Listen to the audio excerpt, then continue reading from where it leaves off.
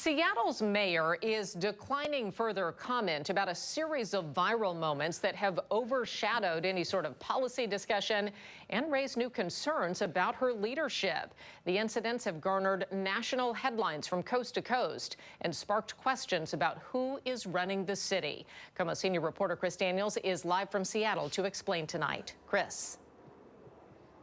Yeah, Molly, Seattle's mayor was at an event last week that was interrupted by gunfire, and Katie Wilson was rushed to safety. We did attempt to ask her a rather straightforward question about public policy when it comes to surveillance cameras, but we were interrupted by her staff. It was the third in a series of events that leads some to wonder whether these verbal missteps will have other impacts for the city. Does that change it? Does that change your perspective let's at keep all? It on let's keep it on. Yeah, let's keep it on the topic. That straightforward public policy question of Seattle's Mayor Katie Wilson. I'm sorry, I specifically said to keep it on topic today. Is interrupted by a junior city staffer. Want to have an answer? Maybe we can set up a different time for that. But the mayor's a busy person. I understand. Maybe we can set up with Sage sometime. We'll talk to Sage. Sage Wilson is the mayor's press secretary and declined to talk further about the effort by the low-level Seattle Public Utilities liaison to derail the conversation. That's just not great press management. Sandeep Kaushik is a longtime Seattle political and campaign consultant. And it's kind of a rookie mistake. He says the incident followed two others in recent weeks when she refused to discuss Starbucks' corporate expansion to Nashville. But this is a chance for us to ask you. Or seemed dismissive of wealthy people leaving the area during an onstage appearance at Seattle U last month. If, the ones that leave, like, bye.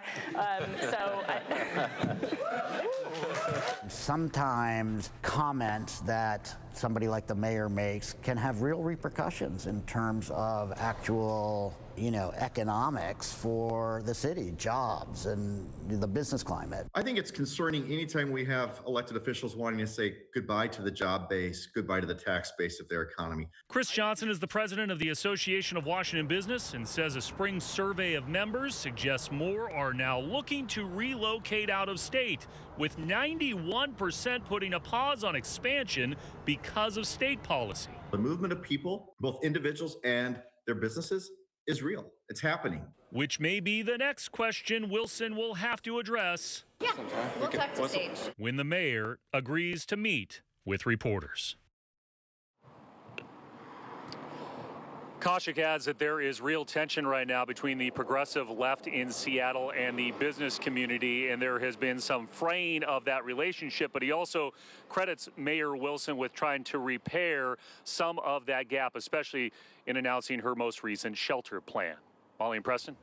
And Chris, Wilson did end up answering your legitimate question about expansion of the surveillance program after the shooting? Yeah, what you saw on camera was interrupted by one of the junior level staffers. She did come back to me after the event that she was having last week to answer that question. I asked her again whether she was going to suggest any sort of policy change when it comes to surveillance cameras in the city because of what she went through. And she did tell me no at this point, that she believes there does need to be a full audit of that program and there needs to be a balance here between privacy and public safety. That's a story we'll continue to follow as well. All right, Chris, thank you.